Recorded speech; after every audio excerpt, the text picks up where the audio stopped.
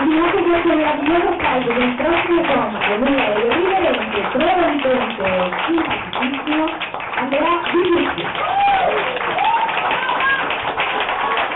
Un applauso per Giovanni Massaro! Avete presente la pioggia di questi giorni? Era lei che squirtava. Allora, mi presento. Io sono Andrea Vituzzi, faccio lo stand-up comedian. In passato ho fatto una marea di mestieri, ho fatto il babysitter, poi ho dovuto smettere perché diciamo mi era venuta sta fissa da latte ai bambini.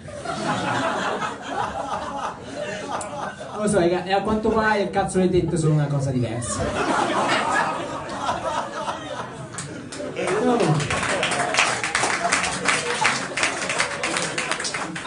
Comunque, oggi vi volevo parlare della chiarezza. Però prima facciamo quello che Michael Schumacher non può più fare, facciamo un passo indietro.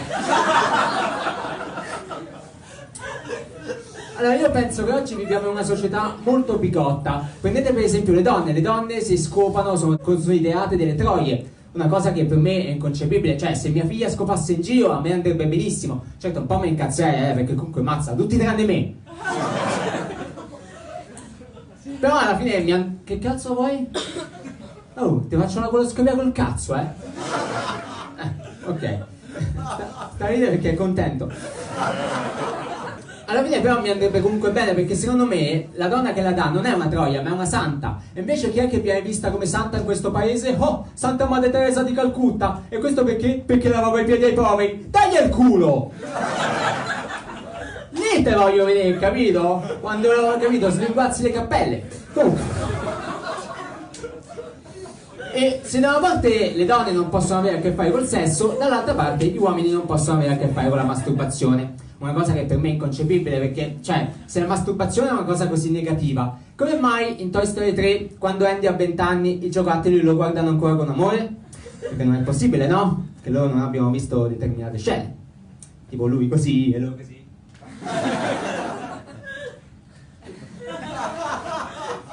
Sì, insomma ragazzi, se Mamma ho perso l'aereo fosse stato un film realistico, il finale sarebbe stato questo: Kevin, sono a casa mia tutta sta storia! Hai tinteggiato casa! Ma mamma non sono stato io, ah sì, eh? No, è papà tu, a merda! E alla fine di chi è la colpa di tutto questo? Io ho la mia ipotesi, e la mia ipotesi è che è colpa della scuola. Ragione per cui, infatti, non ho mai capito la gente che prova nostalgia per la scuola, mettendo da parte il fatto che la nostalgia è una cosa che possono avere soltanto i maschi bianchi, etero e cristiani. Sì, insomma, dubito fortemente che sentiremo mai un ebreo dire "Ah, gli anni 40!" Le docce di un tempo. Comunque, alla fine, credo che il motivo comunque per cui penso che sia colpa della scuola è perché alla scuola ci dicono una marea di cose, ma non ci dicono mai le cose giuste, no? Che la normalità è un'opinione, che le cose fighe in realtà non sono fighe, la bellezza del non lo so, che la paura è una stronzata. Vi faccio un esempio, ok?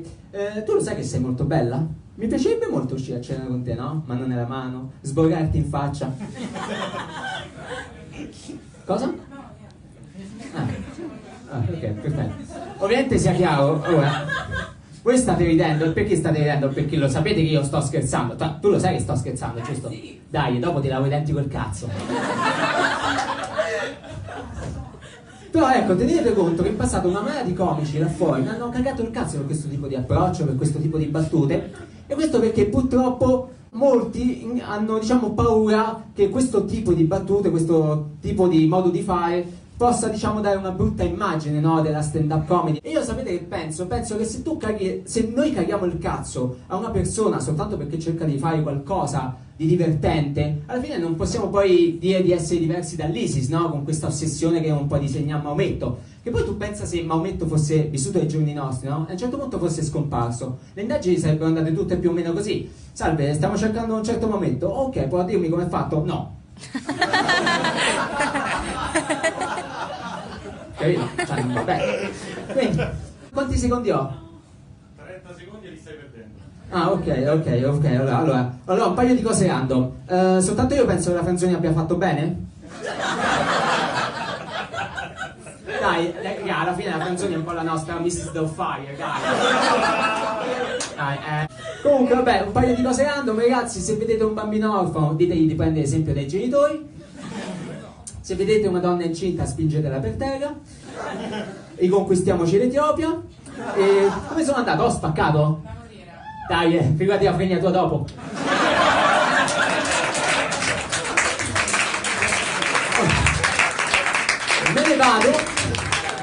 Me ne vado insegnandovi il saluto di San Lorenzo, ovvero devi fare così e poi gridare aborto, ok? Vai! Aborto! Vai! Aborto! Dai, vabbè, dai, sì, ma dopo stasera vedrai che in futuro a noi due ci servirà. Bene, ragazzi, visto che sento le sirene della polizia che arrivano, mi sa che me ne devo andare. E ragazzi, fate un grandissimo applauso a colui che porta il buon nome dell'Aids in giro, Davide Sperna!